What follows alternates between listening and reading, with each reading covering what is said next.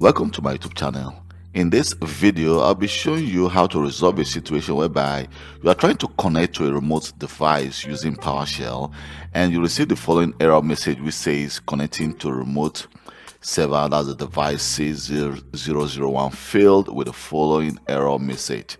The client cannot connect to the destination specified in the request.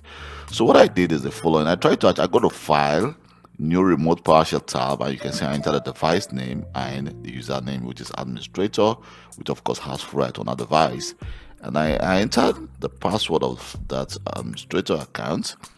And if we wait for some seconds, you will see I'm going to receive an error message because I could not connect to that device using PowerShell. So let's just wait and let me show you how to actually resolve this issue. So you can see I received the error message again. So right now, if I go back again to C001 and I open services, so other services, you can see we have the Windows Remote Management. So the Windows Remote Management is actually responsible for allowing remote connection to this device using PowerShell. So what I'm going to do, I'm going to start this services. And we can actually put it, normally it's actually set to manual, you can put it to automatic and then click OK.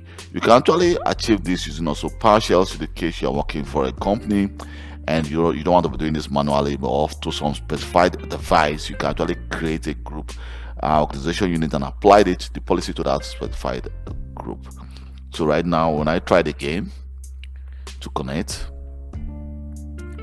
and I go to the new remote shell, click connect, and then I enter my password again, and I just wait. You can see right now I'm able to actually connect, so I can just decide to let me just change this. You can see right now I'm in the C001. If I go to, let me just quickly do the following. C001, and I go to File Explorer, and I go to Display, say C drive. Let me just create a temp folder there, make directory temp. Here we go. Oh, it says the temp make, oh, I made a mistake there, sorry, make directory temp. Oh, okay, I think I just created a temp. Well, let's see what happened. You can see what I just created. I was actually typo there, but you can see I created a temp folder, and that is it. So that's how you solve this issue when you try to connect to a remote device using PowerShell. Thank you very much for taking your time to watch this video. Bye.